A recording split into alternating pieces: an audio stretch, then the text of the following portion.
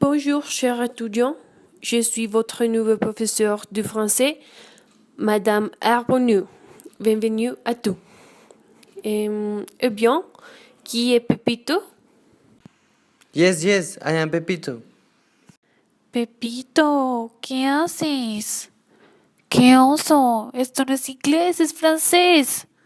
Cuando hablamos de la situación de Pepito, creo que todos los que hemos intentado aprender una tercera lengua nos podemos identificar fácilmente. Pero, ¿por qué esto sucede? En primer lugar, parece ser que el aprendizaje de un nuevo idioma adicional puede verse afectado por algo que se conoce como la distancia lingüística. ¿A qué se le conoce como distancia lingüística? Con el término distancia lingüística nos referimos a la diferencia tipológica entre dos o más lenguas, es decir, al grado de semejanza o divergencia estructural o léxica que entre ellas se da. En la enseñanza de lenguas, la distancia lingüística alude a la que existe entre la lengua primera del alumno y la lengua meta. Las distancias lingüísticas se pueden definir a través de medidas que cuantifican qué tan distintas son las estructuras lingüísticas. Además, cuanto mayor sea la distancia lingüística entre una primera lengua y una segunda lengua, menor será la capacidad de aprendizaje de la segunda lengua. Por ejemplo, para un hispanohablante será mucho más fácil estudiar y aprender una lengua como el italiano, a una lengua como el japonés. A partir de esto, se define L2 aprendizaje como el grado en el que el L1 facilita o impide el aprendizaje. En consecuencia, en la adquisición de la tercera lengua, el impacto relativo de la primera lengua en comparación con la influencia de la segunda lengua puede depender de A. Que el lenguaje es más similar a la tercera lengua. B. El grado de dominio de los alumnos en la primera lengua y la segunda lengua. O C. El estado de la segunda lengua.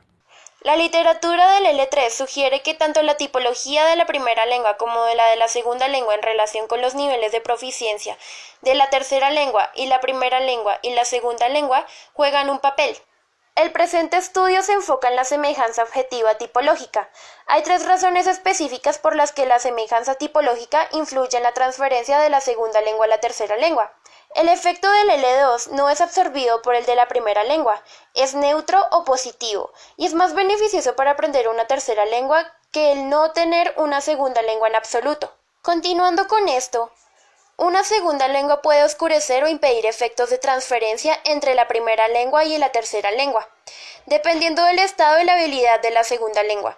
Esto sugiere un papel prominente para la segunda lengua, excediendo el grado de influencia de la primera lengua. Finalmente, el L1 o el L2 se trasladarán en el L3, dependiendo de la semejanza tipológica más alta. ¿Qué es transferencia? Algunas corrientes teóricas sobre adquisición de lenguas consideran la distancia lingüística como una de las condiciones relacionadas con la transferencia. Según Yule, la transferencia supone el uso de sonidos, expresiones o estructuras propias de la L1 o L2 al momento de expresarse en la L2 o L3. La proximidad o distancia entre lenguas puede influir sobre el aprendizaje tanto a través de la transferencia positiva si tienen características parecidas, como marcar un plural con la letra S al final de un sustantivo, o transferencia negativa como cuando por error se coloca un adjetivo en inglés después del nombre.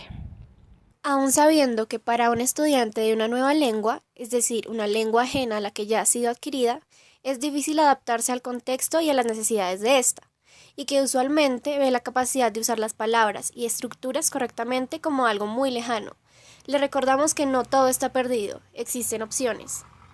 Primero que todo, encuentra algo que realmente te motive, no importa en dónde halles la motivación, sea por la presión externa, por el ámbito laboral o simples ganas de encajar en un grupo social, siempre será útil un poco de motivación.